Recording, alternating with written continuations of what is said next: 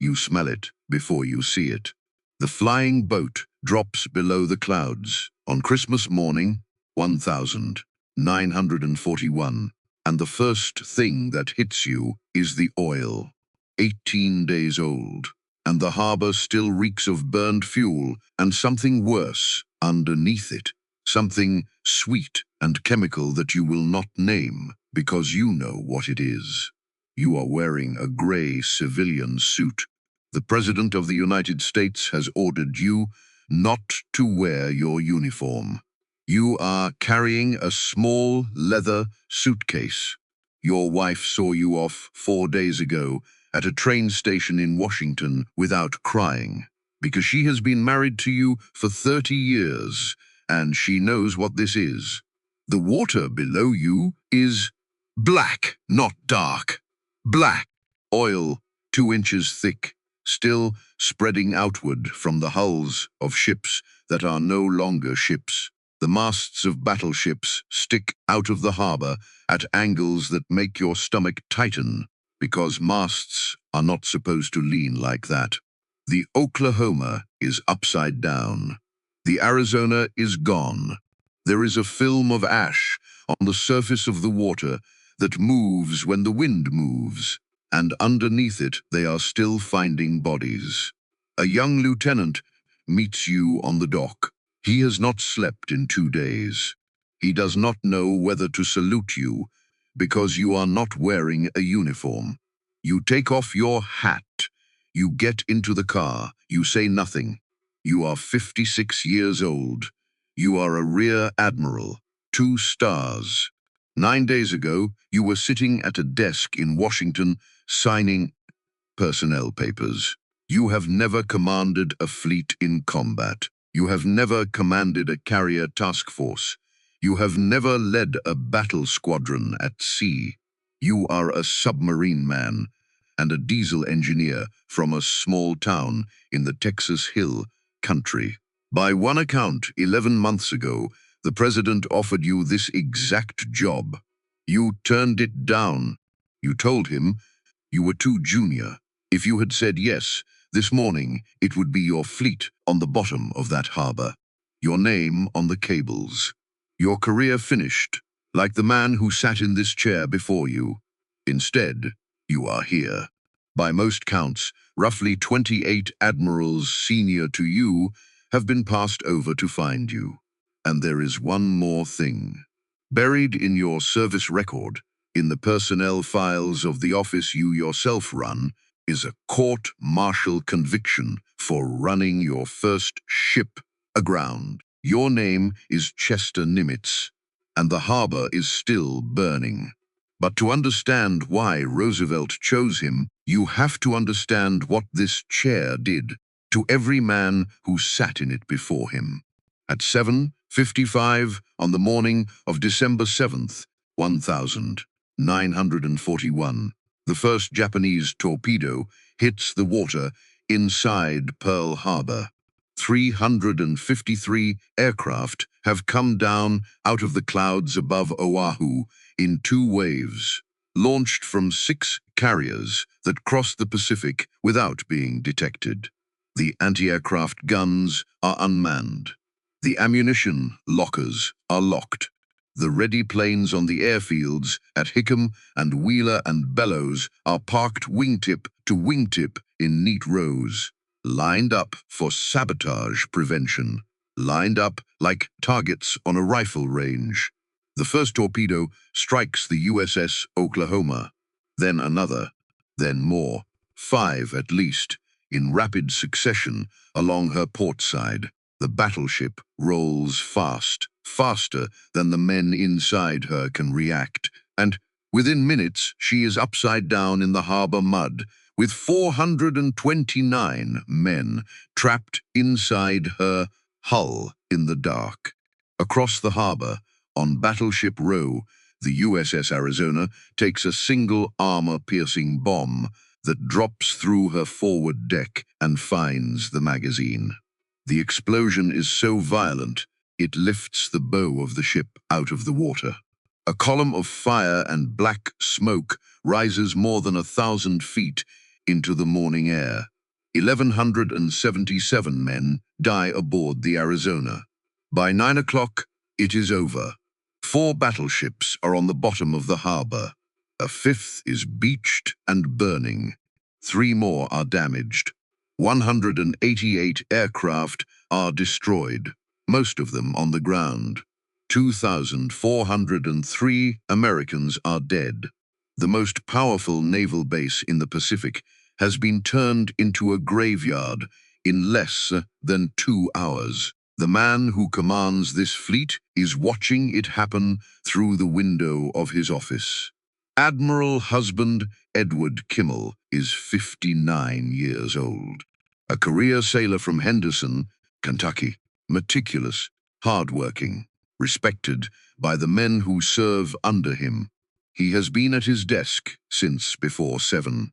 He is reading dispatches when the first explosions shake the building, and by the time he reaches the window, Battleship Row is already burning. At some point during the attack, a spent .50 caliber bullet crashes through the window of his office. It strikes him in the chest. It does not penetrate. It leaves a dark bruise on his white uniform and falls to the floor. Kimmel bends down. He picks the bullet up. He turns it over in his palm. He says, quietly, that it would have been merciful had it killed him. He understands what is happening, not just to the fleet, to him. His career is ending in this window. Every decision he has made, every patrol he did not order, every warning he misread, is now being paid for in the lives of men who trusted him. Kimmel was not a fool. He was not a coward. But he was the commander who failed to order long-range air reconnaissance patrols to the north and northwest of Oahu. He was the commander who kept his battleships packed tight together in the harbor. He was the commander who read the war warning cables from Washington as warnings of sabotage on land, rather than warnings of an air attack from the sea. He made decisions. The decisions were wrong. The price was paid by other men. This is the chair Chester Nimitz is about to sit in. This is the man whose shadow he will have to outlive. 4 days after the attack, Frank Knox arrives at Pearl Harbor. The Secretary of the Navy is 67 years old. A newspaper publisher, a Republican placed in Roosevelt's Democratic cabinet for bipartisan cover. Before he was a publisher, he was a soldier. He rode with Theodore Roosevelt's Rough Riders up San Juan Hill in 1898. He has seen war before. Knox walks through the wreckage himself. He stands on the docks above Battleship Row and looks down at oil-covered water where bodies are still being recovered. He walks through the burned hangars at Hickam Field, stepping over twisted metal, his shoes turning black with soot. He talks to the officers and the enlisted men and the yard workers. He flies back to Washington and tells the president that the Pacific Fleet does not just need a new commander. It needs a different kind of commander entirely. 6 days later, on December 17th, Kimmel is stripped of his command. He is reverted to his permanent rank of 2-star Rear Admiral. His career is over. There will be investigations, 8 of them eventually. Kimmel will spend the rest of his life trying to clear his name. He will not succeed while he is alive. The truth is more complicated than the public wants it to be. But Washington is not interested in complications. Washington needs a name. Kimmel's name fits. Someone has to command the Pacific Fleet now. Not next month. Now. The Japanese are not waiting. Vice Admiral William Satterley Pye steps in on a temporary basis. He is 61 years old. A cautious man by temperament. He does not want this command. It has been handed to him because he is the senior officer available. His first major decision will define his career, though he does not know it yet. A relief force is already steaming toward Wake Island. Marines have been holding the atoll for 2 weeks against overwhelming Japanese forces. Pai looks at the maps. He looks at the intelligence reports. He looks at his remaining carriers and calculates the risk. If the carriers are caught, if they are sunk, the Pacific Fleet will have nothing left. He recalls the relief force, 200 miles from the island, 200 miles from the Marines who are waiting for them. Wake Island falls to the Japanese on December 23rd. The garrison surrenders. The story will spread through the fleet like fire through dry timber. Pai will be quietly removed from any consideration for permanent command. 2 men have now held this chair. Both have been destroyed by it. The first lost his fleet and his reputation. The second lost an island and his nerve. The third is on a train heading west in a civilian suit, reading dispatches, and the news is getting worse with every mile. In Washington, Roosevelt has already made his decision. The list of candidates begins with roughly 28 flag officers, senior to the man he will choose. Each is considered. Each is set aside. The story that will emerge later is that every senior admiral refused the job. The truth is more careful than that. Roosevelt does not give anyone the chance to refuse. He passes over them one by one because every one of them carries a fingerprint on the disaster. This admiral signed off on the pre-war deployment plan. That one served on Kimmel's staff. Another recommended concentrating the fleet at Pearl Harbor in the first place. Roosevelt is not looking for a warrior. He has warriors. He is looking for a man who is clean, a man whose fingerprints are on nothing but personnel transfer orders. One name keeps surfacing. It is not a name anyone expects. By one account, in January of 1941, 11 months before the attack, Franklin Roosevelt had quietly offered this man the command of the Pacific Fleet, and this man turned it down. He told the president he was too junior, that the admirals senior to him would resent the promotion, that a decision like that would damage morale in the officer corps. He thanked the president. He asked to be considered some other time. He went back to his desk and kept signing personnel papers.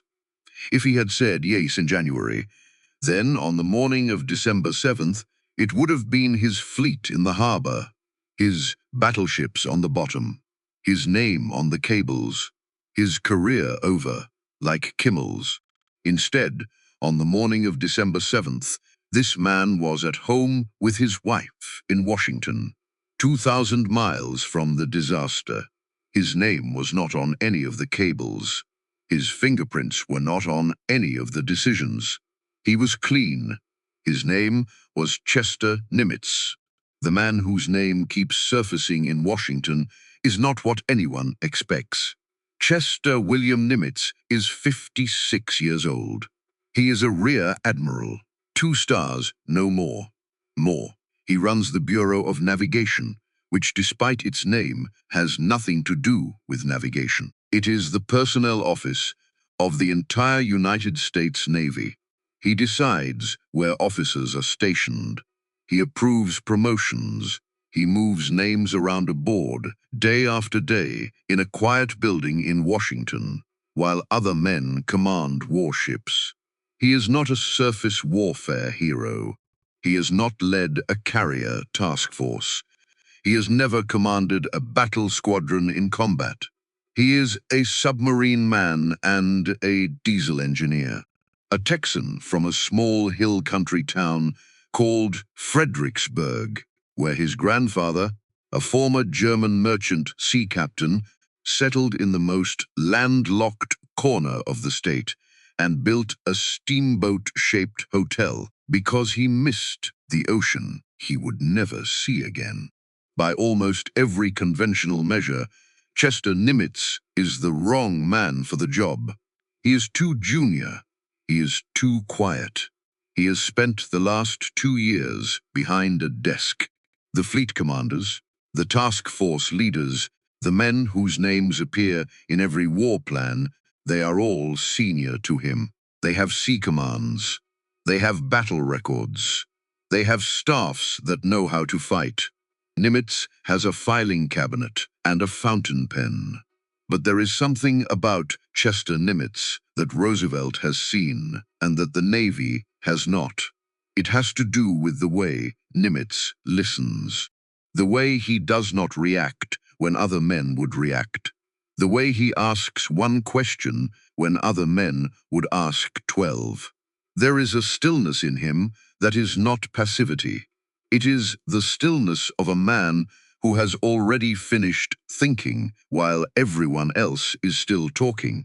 Roosevelt has read his fitness reports going back 30 years, and every one of them says the same thing in different words. Calm under pressure, sound judgment, does not seek attention, does not make enemies.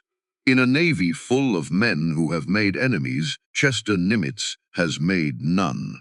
But there is something in his service record that no one in Washington is talking about. In May of 1908, a young ensign named Chester Nimitz was given command of his first vessel, the USS Decatur, a small destroyer assigned to the Asiatic Fleet. He was 23 years old. He had been out of the Naval Academy for 3 years. He had never commanded a ship before.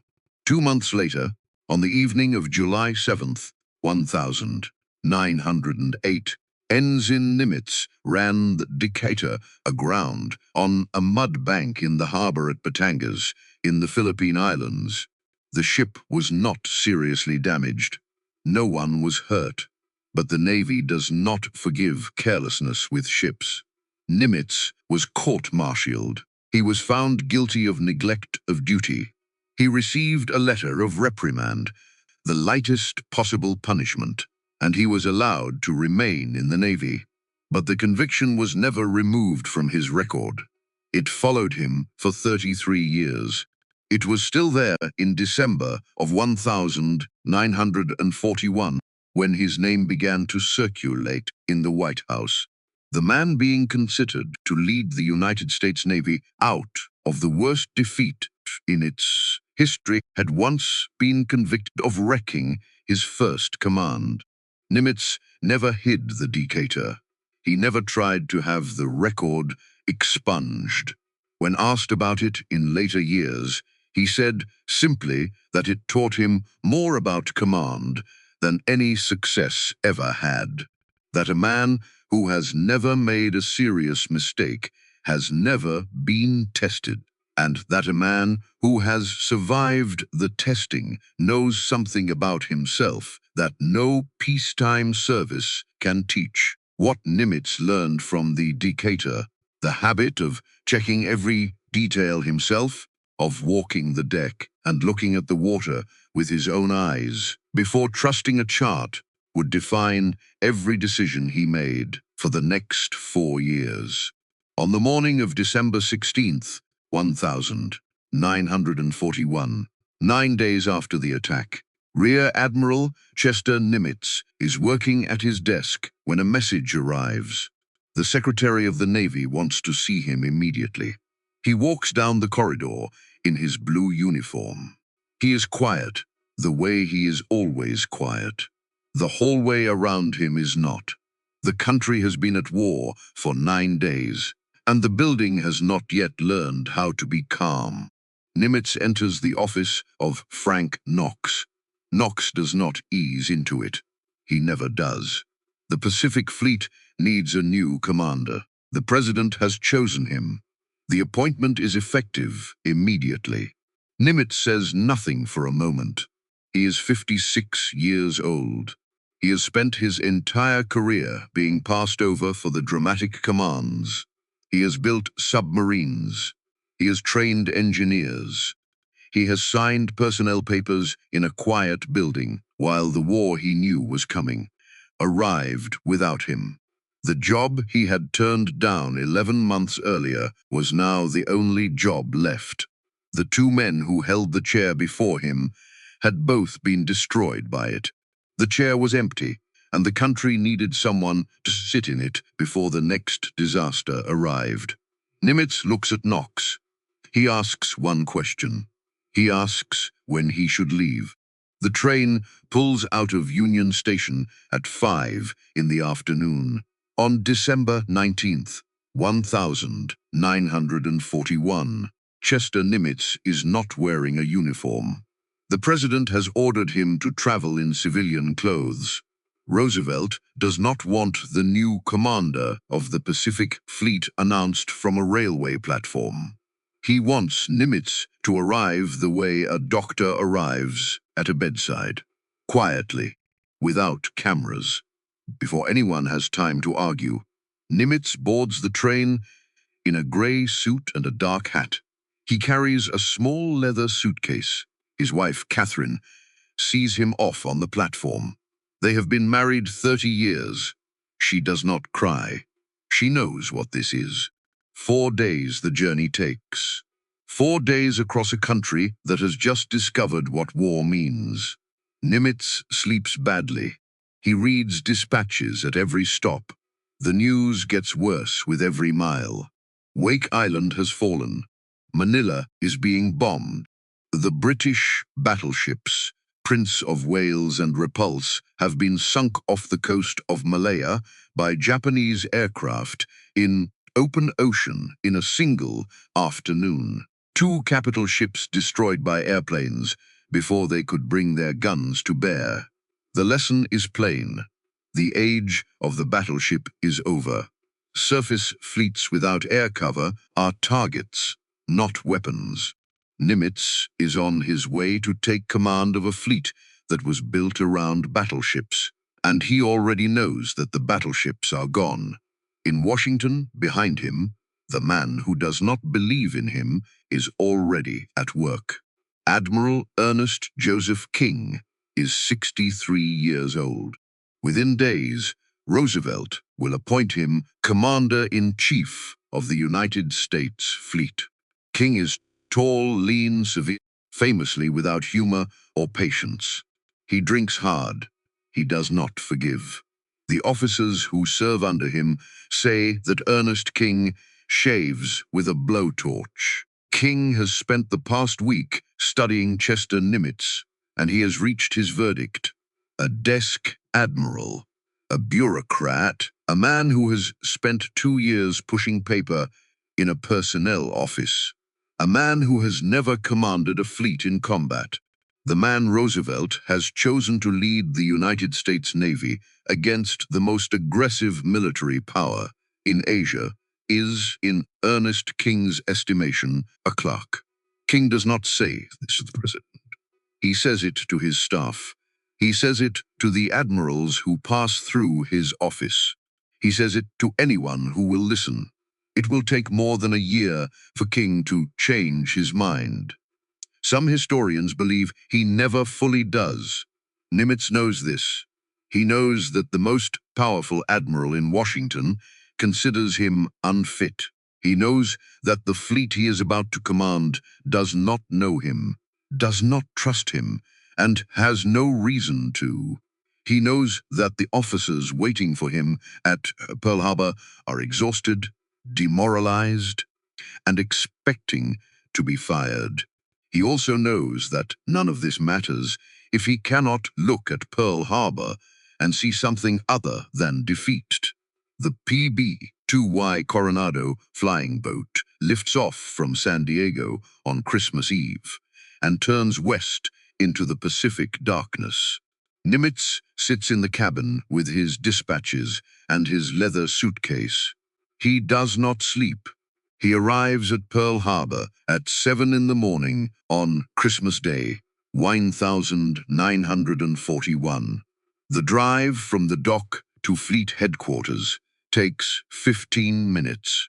What Nimitz sees through the window of that car is not what the photographs will later show. The photographs will show the broken battleships. The newsreels will show the fire and the twisted steel. The country will be told, again and again, what was lost. Chester Nimitz, alone in the back of that car on Christmas morning, is one of the only men in America looking at what was not lost. The fuel tank farm sits a quarter-mile from Battleship Row, above the harbor, on a low rise.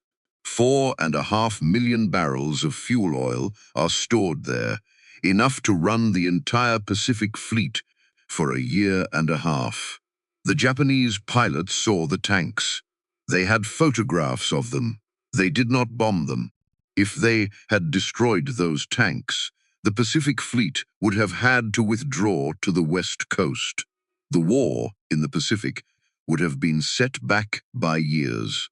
The submarine base, with its piers and workshops and torpedo storage, stands untouched along the southeast lock. 22 American submarines are based there. None of them were hit. Within months, those submarines will begin a campaign against Japanese merchant shipping that will eventually strangle the Japanese home islands. The dry docks, the machine shop, the cranes, the repair yards, everything the Navy will need to raise the battleships off the harbor floor, all of it is intact. The Japanese struck the fleet. They did not strike the base that supports the fleet. And every aircraft carrier in the Pacific Fleet, every single one, was at sea on December 7th. The Enterprise was returning from Wake Island. The Lexington was steaming toward Midway. The Saratoga was on the west coast. None of them were in the harbor when the bombs fell. The Japanese sank an old navy. They did not touch the new one. This is what Nimitz sees, not because he is an optimist, because he is an engineer. Engineers do not look at wreckage and feel hope. They look at wreckage and count the parts that still work. 6 days later, on the last day of 1941, the change of command ceremony is held. In peacetime, it would take place on the quarterdeck of the fleet flagship, the largest battleship in the harbor. There are no battleships available, so they hold the ceremony on the deck of the USS Grayling, a fleet submarine, 1,475 tons, low and narrow in the water. A cold December rain blows across her hull. Nimitz climbs the ladder onto the conning tower. He is now Admiral Chester W. Nimitz, 4 stars, Commander-in-Chief of the United States Pacific Fleet. He reads his orders aloud in a flat, quiet voice. He does not give a speech. He does not promise vengeance. He salutes the men, climbs down, and the ceremony is over in minutes. A submarine commander taking command of a fleet that has just been destroyed by airplanes on the deck of a submarine, because the surface ships are on the bottom of the harbor. His first decision shocks Washington. The staff officers who served under Kimmel are still at their desks. They have been waiting for the axe. Captain Edwin Layton, 38 years old, the fleet intelligence officer, a Japanese linguist who spent nearly 2 years as assistant naval attaché in Tokyo. He knows the Japanese Navy by name. Captain Charles McMorris, 51 years old, the war plans officer, known as SOX, short for Socrates, for his habit of reasoning through every problem aloud. Both expect to be fired. They have packed their bags. Nimitz calls them into his office on the morning of January 1st, 1942. He tells them that any officer who wants a transfer will receive one. With his full support, and a personal letter of recommendation. The door is open, but he hopes none of them will walk through it. They know this theater, he tells them. They know this enemy. They know what happened on December 7th in a way that no officer Washington could send would ever understand. He needs men who know more than he does, and he is not too proud to say so. Every single one of them stays. In Washington, when the news reaches Knox, the secretary is reported to have set down his pen and stared at the wall. The country is screaming for blood. Congress wants hearings. The newspapers want names. And the new commander of the Pacific Fleet has just refused to fire anyone. It is a decision that, if it goes wrong, will destroy him faster than Pearl Harbor destroyed Kimmel. The men who were almost fired now report to a commander who chose them. Leighton will become one of the most important intelligence officers in American military history. McMorris will plan every major fleet operation in the Pacific for the next 2 years. They will work harder than they have ever worked, not because they are ordered to, but because they have been trusted by a man who had every reason not to trust them. And they will do something else. They will take him down into a basement. The basement is in the headquarters building of the 14th Naval District at Pearl Harbor. It has no windows. The fluorescent lights buzz day and night.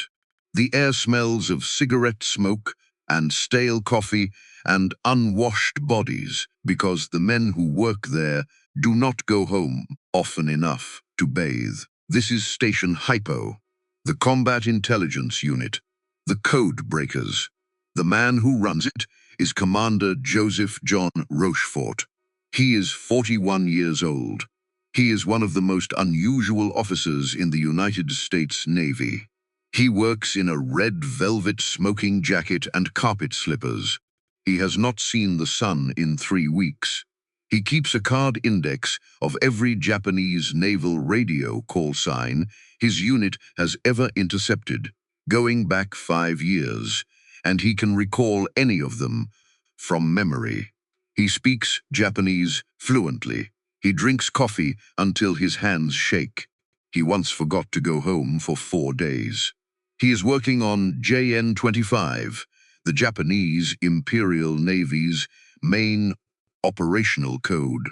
It is a 5-digit super-enciphered system, one of the most complex cryptographic systems in the world. His team has cracked approximately 15% of it. 15% does not sound like much. It is enough. Nimitz comes down into the basement in early January. The new 4-star admiral in a fresh khaki uniform descends a stairwell into a dim, smoke-filled room where men in bathrobes sit hunched over worksheets covered in 5-digit number groups. He shakes Rochefort's hand. He says simply that he has heard good things. He stays for an hour. He listens. He does not pretend to understand the cryptanalysis. He asks one kind of question only. He asks what the Japanese are going to do next. What Nimitz decides in that hour will determine the course of the Pacific War. He decides to believe Rochefort. That sounds like nothing. It is everything. Because 3,000 miles away in Washington, there is another Navy code-breaking unit, OP-20G, run by Captain John Redman and his brother, Captain Joseph Redman. The Redmans are well connected. They have the ear of Admiral King. They believe their analysis of Japanese intentions is superior to Rochefort's, in part because Rochefort outranks neither of them and refuses to defer to either of them. The fight between Washington and Pearl Harbor over what the Japanese are about to do will become the bitterest intelligence dispute of the entire war. Nimitz chooses the man in the smoking jacket over the men with connections in Washington. He chooses the man who smells like coffee and cigarettes over the men who have lunch with Admiral King. It is not a popular choice. It is the right one. For the first 4 months of 1942, the Japanese sweep through the Southwest Pacific almost unopposed. The Dutch East Indies fall. Singapore surrenders. Burma collapses. In the Philippines, General Douglas MacArthur is ordered to abandon his men on Corregidor and escape to Australia.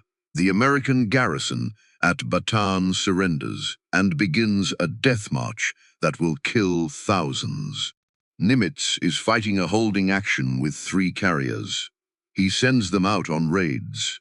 The Marshalls, the Gilberts, Wake Island, Marcus Island. These raids accomplish almost nothing tactically. A few planes destroyed, a few supply dumps burned. The damage is minor. The risk is enormous. Every time Nimitz sends a carrier into Japanese waters, he is gambling that he will not lose it, because losing a single carrier would cut his striking power by 1/3. He sends them anyway. He knows the raids are not about destroying targets. They are about reminding the American public that the Pacific Fleet still exists. King wants more. King always wants more. He wants Nimitz to attack harder, strike deeper. The tension between the 2 men runs beneath the surface of every dispatch. King pushes. Nimitz absorbs. King demands. Nimitz complies just enough to keep King from overruling him and not 1 ship more. Nimitz is buying time. And the thing he is buying time for is in the basement at Pearl Harbor, where Roosevelt and his team are slowly breaking deeper into the Japanese naval code. In April, 16 B-25 medium bombers launch from the deck of the USS Hornet under Lieutenant Colonel James Doolittle and strike Tokyo. The material damage is minimal, but the raid changes the war. Admiral Isoroku Yamamoto, the commander of the Japanese Combined Fleet, takes the Doolittle raid as a personal failure. American bombers have struck the homeland.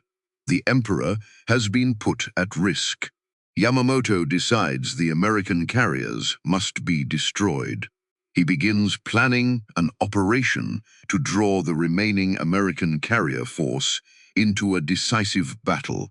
The target is a small coral atoll 1,200 miles northwest of Honolulu, Midway. This is what Nimitz has been waiting for. Not Midway specifically, but a moment when the Japanese overreach. A moment when Yamamoto extends his fleet beyond the range of his land-based air cover. Nimitz has been buying time for exactly this kind of opportunity, and Roosevelt is about to hand it to him. In early May, 2 of Nimitz's carriers fight a Japanese task force in the Coral Sea. It is the first naval battle in history where the opposing fleets never see each other. The entire engagement is fought by aircraft. The Lexington is sunk. The Yorktown takes a 250-kilogram bomb deep inside her hull, fires on 4 decks. She limps back to Pearl Harbor on May 27th, trailing oil. Nimitz now has 2 operational carriers, Enterprise and Hornet, and Roosevelt is telling him that the Japanese are coming with 4 fleet carriers, the same ships that struck Pearl Harbor. The shipyard inspectors go aboard the Yorktown in dry dock. They walk her decks. They climb into her shattered interior. They come back to Nimitz with their report. 3 months, 90 days, at full effort at minimum. Nimitz reads the report. He does not argue with the inspectors. He thanks them. Then he goes down to the dry dock himself. In his khaki uniform, he walks the same decks the inspectors walked. He climbs into the same burned interior. He stands in the same buckled compartments. He looks at the same warped steel. He is an engineer. He has spent more years below the waterline of ships than most admirals have spent above it. He knows what damaged steel looks like. He knows the difference between a ship that is ready for sea and a ship that is ready for battle. And he knows that right now he does not need perfection. He needs the Yorktown to float, to steam, and to launch aircraft. He turns to the chief of the shipyard. He says they need the Yorktown in 3 days. Not 90. 72 hours. The shipyard works around the clock. Welders are pulled off every other project. Floodlights are rigged over the dry dock. By some accounts, as many as 1,400 men work in shifts that blur into one continuous effort, eating sandwiches at their stations, sleeping on the deck plates when they sleep at all. They do not replace the damaged frames. They weld steel plates over the buckled bulkheads and brace them with timber. They do not rewire the ship. They reroute the circuits. They do not rebuild the interior. They seal what cannot be repaired and restore what can. On May 30th, the Yorktown sails out of Pearl Harbor under her own power. The welders are still working as she clears the channel. Sparks trail down her hull. She is not fully repaired, but she can steam, she can launch aircraft, and she is heading toward a battle that most of Washington still does not believe is going to happen. Because Washington still does not believe Rochefort. The Redman brothers in OP-20G have told Admiral King that the next Japanese offensive will not be directed at Midway. They say it could be the West Coast, or the Aleutians, or Hawaii. King is inclined to believe them. Rochefort and his team have intercepted dozens of references to a target the Japanese call AF. Rochefort believes AF is Midway. Washington says it is not. So Rochefort sets a trap. With Nimitz's knowledge, he sends a secure message to the garrison at Midway through the undersea cable. The garrison is instructed to transmit in plain language on an open radio frequency that the freshwater distillation plant has broken down. The message goes out. Rochefort waits. 48 hours later, a Japanese signals intelligence station in the Marshall Islands transmits a coded message back to Tokyo, reporting that AF is short of fresh water. AF is Midway. Rochefort takes the decoded intercept to Nimitz. He lays it on the desk. Nimitz reads it. He asks Rochefort how confident he is.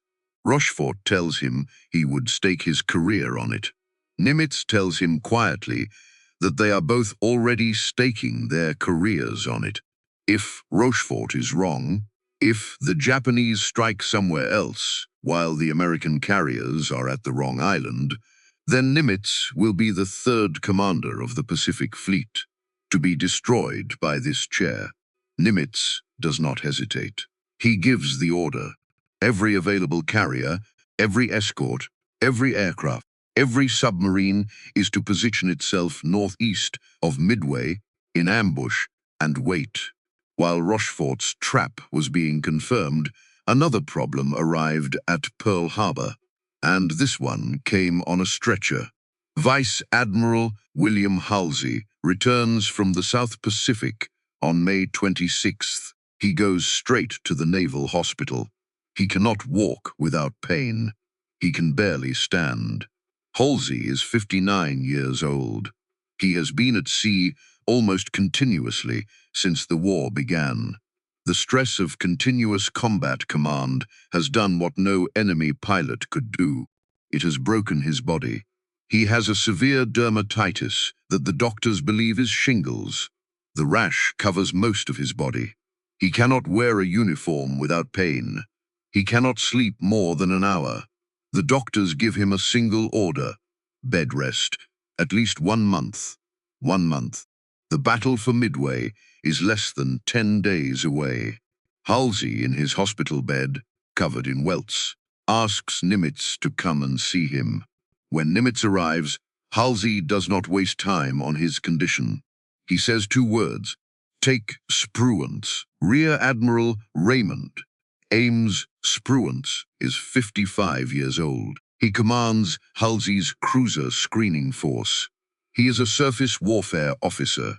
He has never commanded an aircraft carrier. He has never run a carrier air group. He has never directed a strike from a flight deck.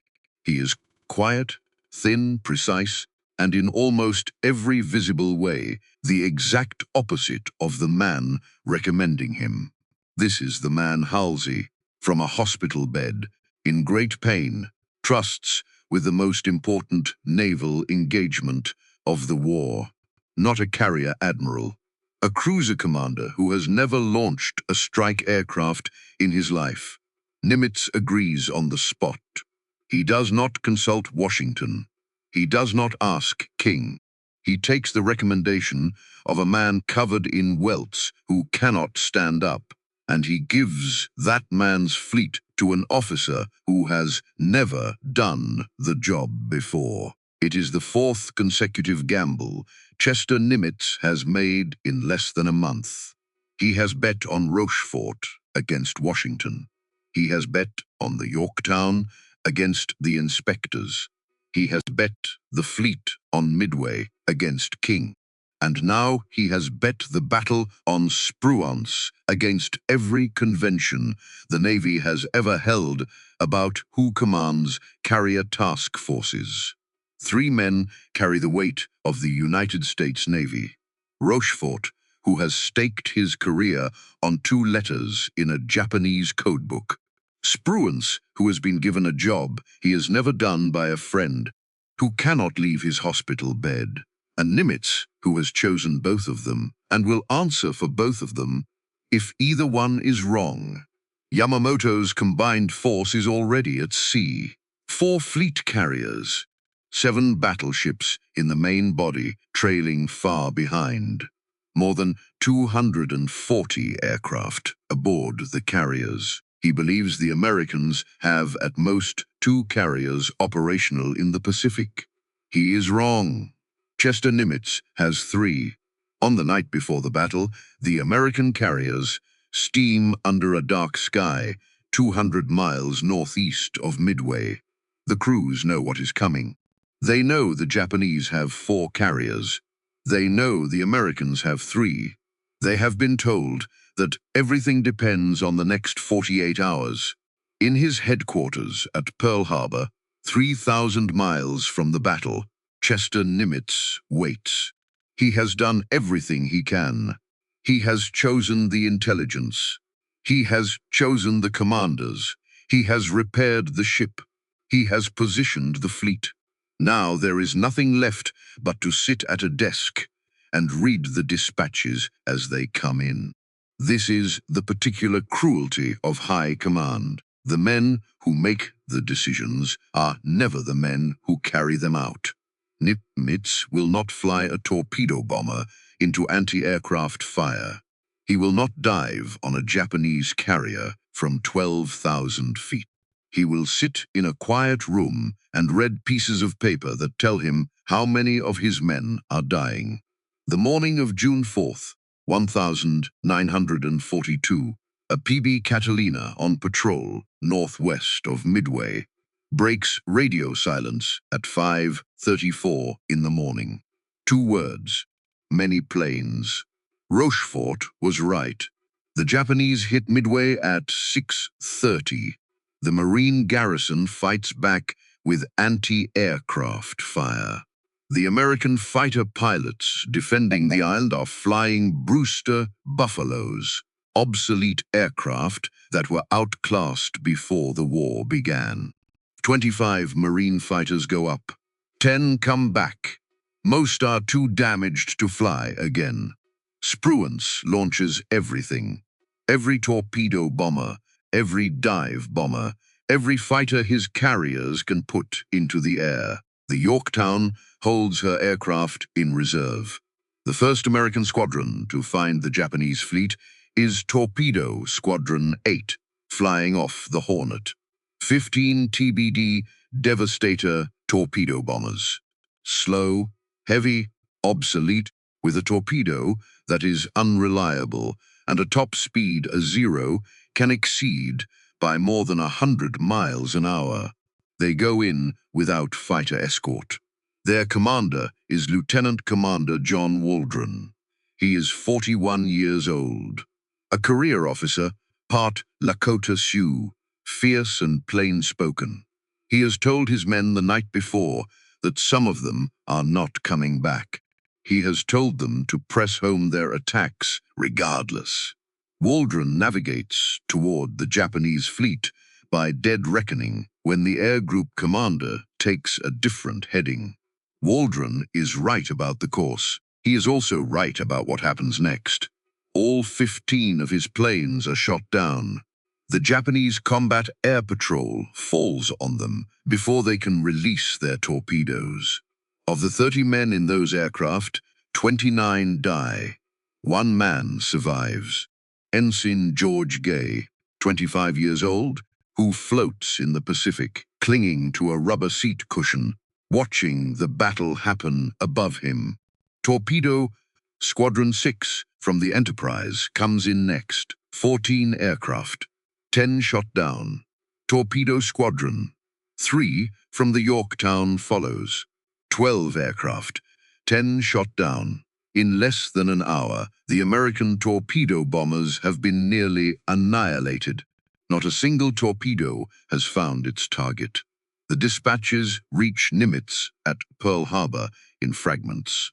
Torpedo squadrons engaged. Heavy losses. No hits reported. An entire generation of torpedo bomber crews, men Nimitz, sent into battle on the strength of a codebreaker's word, are dying in the water 1,000 miles away. And they have accomplished nothing. But they have accomplished something no one at Pearl Harbor can see yet. The Japanese Zero fighters have chased the torpedo bombers to wave top level.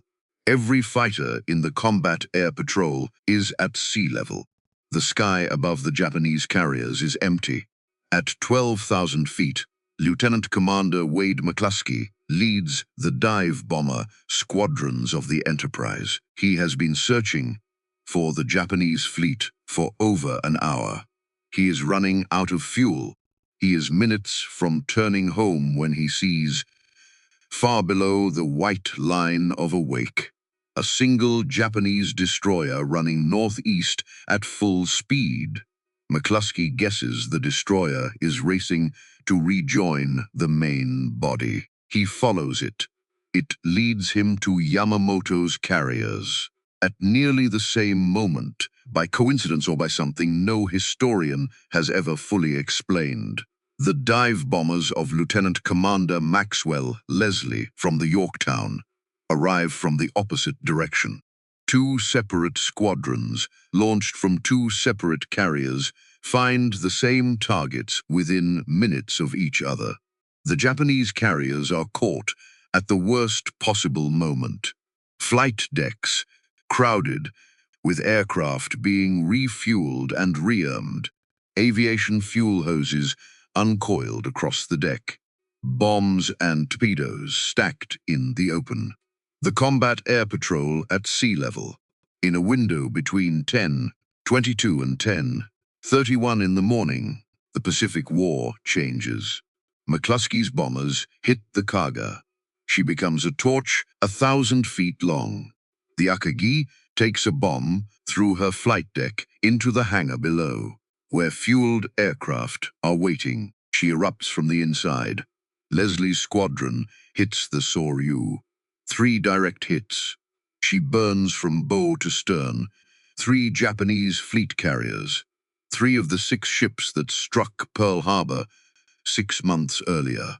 all on fire, all dying. At Pearl Harbor, the dispatches change. 3 enemy carriers hit, fires observed. Nimitz reads the dispatches. He does not celebrate. There is a 4th carrier. The Hiryu, 20 miles north, is still untouched. She launches everything.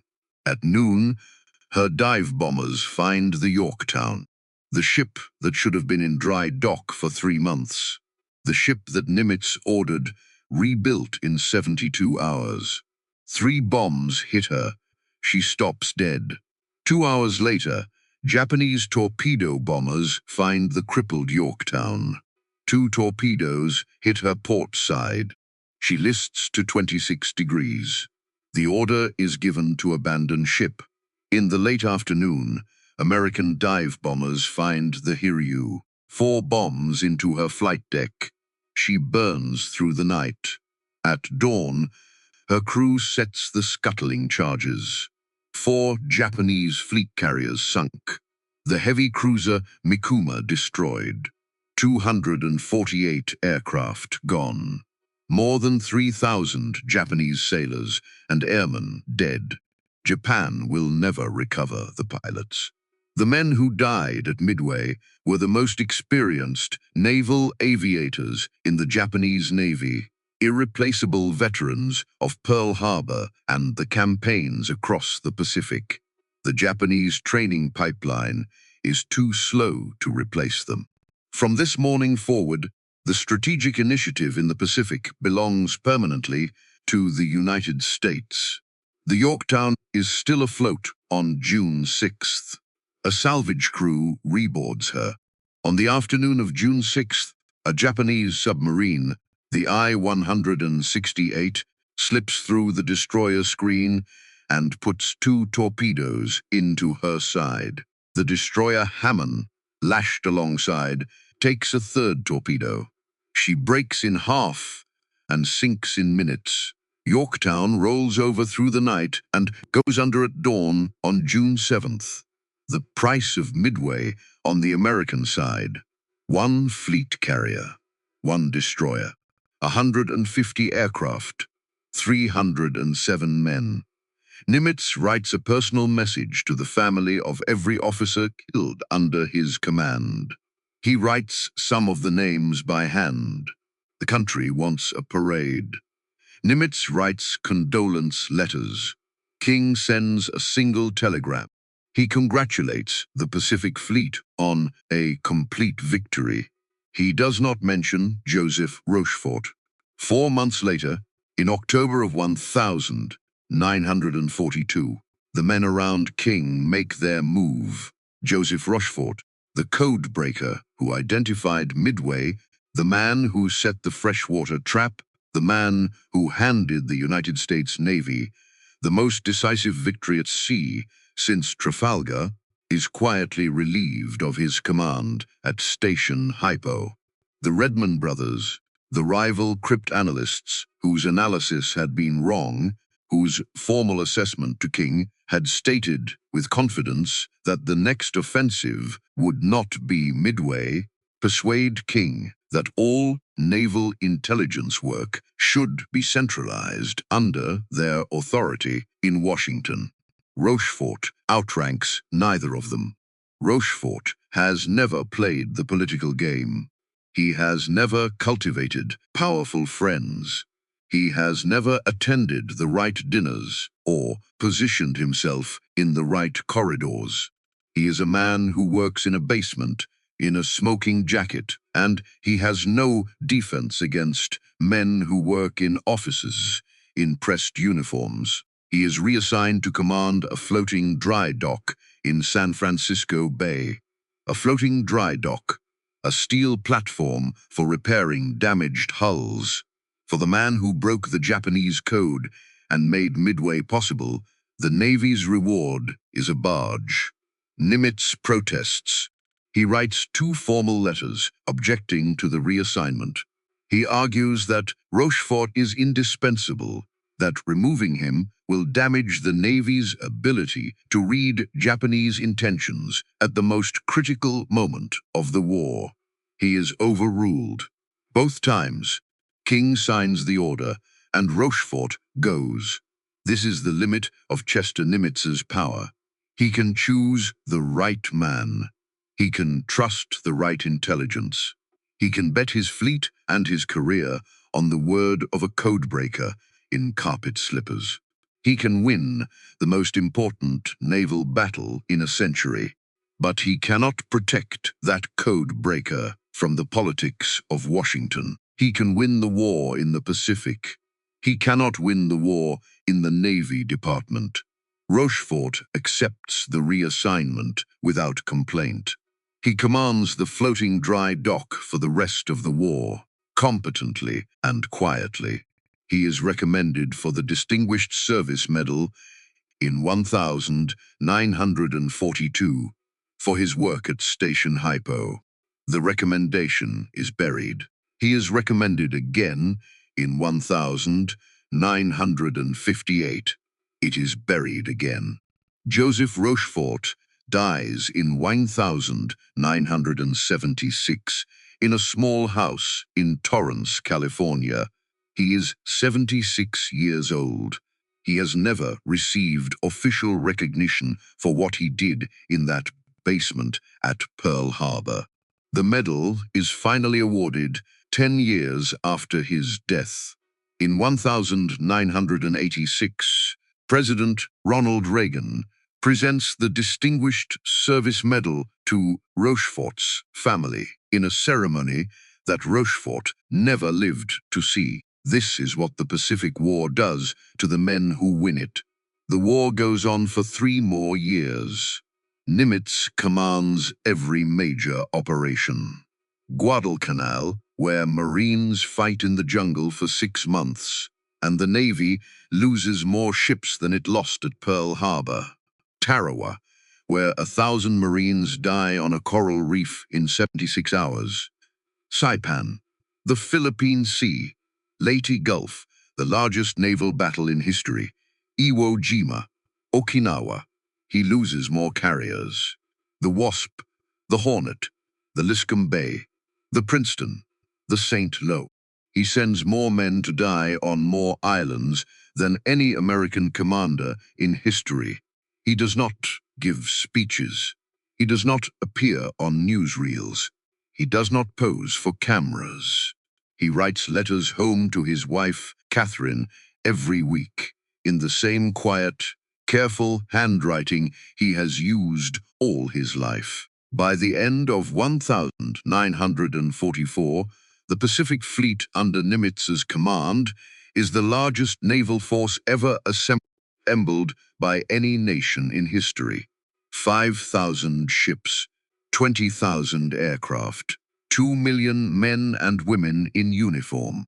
In December of 1944, Chester Nimitz is promoted to Fleet Admiral, 5 stars, a rank held in the entire history of the United States Navy by exactly 4 men.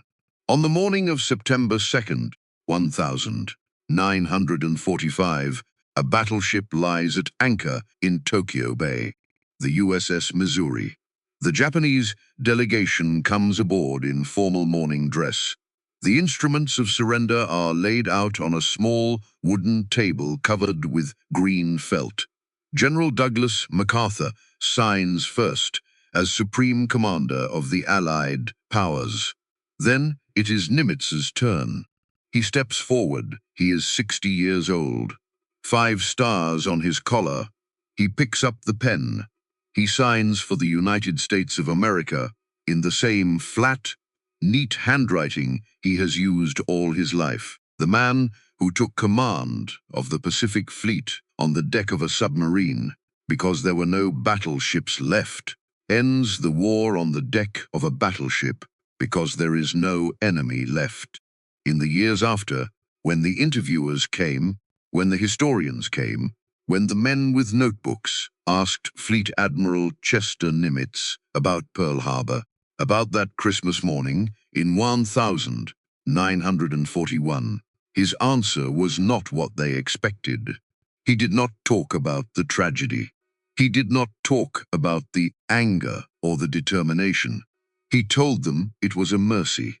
He told them that if Admiral Kimmel had known the Japanese were coming, he would have taken the fleet to sea. The battleships would have sailed into the open Pacific, into the path of Nagumo's carriers, slow and exposed, without air cover, against an enemy that had already proved what aircraft could do to battleships. They would have been sunk in 2,000 fathoms. The crews, tens of thousands of men, would have drowned. Instead, at Pearl Harbor, the water was 40 feet deep. The ships settled into the mud. The men were pulled from the oil. 6 of the 8 battleships, sunk or damaged on December 7th, were eventually raised, repaired in the shipyards that the Japanese had failed to destroy, and returned to service. They sailed again. Some of them were anchored in Tokyo Bay on the morning. Nimitz signed the surrender. The fleet the Japanese destroyed was the fleet that would have lost the war. The fleet they failed to destroy was the fleet that won it. Chester Nimitz saw this clearly. He had seen it on that first morning. While everyone else counted the dead, he had counted what survived. He was the man every admiral senior to him had been passed over to find. A submarine officer who took command of a battleship navy from the deck of a submarine. A quiet Texan from a landlocked town who never raised his voice, never gave the speech that made the front page, never posed for the photograph that won the prize. A man who had once been court-martialed for wrecking his first command, and who spent the rest of his life making sure he never wrecked anything again. The harbor is not burning anymore, but the question it asked on that Christmas morning is still worth asking. What do you see when everything around you is destroyed? What is left? And who is the man who sees it?